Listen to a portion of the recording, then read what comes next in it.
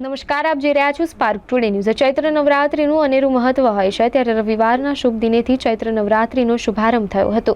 ત્યારે અનેક માઈ મંદિરો સવારથી ભક્તો દર્શનાર્થી ઉમટ્યા હતા। પાદરા તાલુકાના સુપ્રસિદ્ધ રણુ તુલજા ભવાની માતાજીના મંદિરે સવારથી માઈ ભક્તો ઉમટ્યા હતા।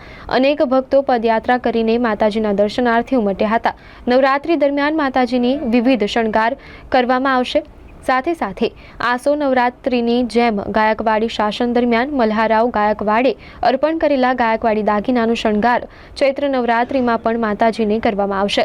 ત્યારે નવરાત્રિ દરમિયાન પૂજા અર્ચના, મહાઆરતી તથા આઠમના હવન સહિત વિવિધ ધાર્મિક કાર્યક્રમોનું આયોજન કરવામાં આવ્યું છે।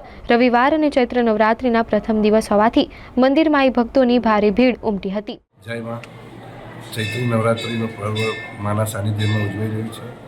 માના સાનિધ્યમાં આ ચૈત્રી નવરાત્રિ દરમિયાન 9 દિવસ ચંડી યાગનું આયોજન કરવામાં આવ્યું છે। વિવિધ ભક્તો એનો લાભ લેશે તથા આજે રવિવાર અને ગુડી પડવો અને વિક્રમ સંવત નવું વર્ષ આપણું એટલે માઈ ભક્તો સવારથી પગપાળા તથા પોતાના વાહન લઈને માના દર્શને આવ્યા છે। અને આ 5 નવરાત્રિ પૈકીની આ એક મહત્ત્વની નવરાત્રિ ઉજવવામાં આવતી હોય છે।